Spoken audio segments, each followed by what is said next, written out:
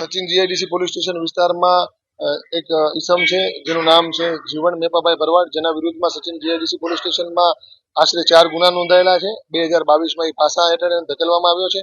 આપ જોઈ શકો તેમ હાલમાં મહેરબાન ડીજીપી સાહેબની સૂચના અનુસંધાને અસામાજિક તત્વોનું પોલીસ સ્ટેશન વાઇઝ લિસ્ટ તૈયાર કરવામાં આવ્યું છે, જેમાં જીવન મેપા ભરવાડનું નામ છે અને એને આ વિસ્તારમાં આશરે 15 વર્ષથી સરકારી ખાડીની જગ્યાઓ છે, જેમાં 149 જેટલી ગેરકાયદેસર ઓરડીઓ તેમજ દુકાનો બનાવેલી છે, જે એસએમસીના સંકલનમાં રહી અને આજે એનું ડિમોલેશન કરવામાં આવી રહ્યું છે.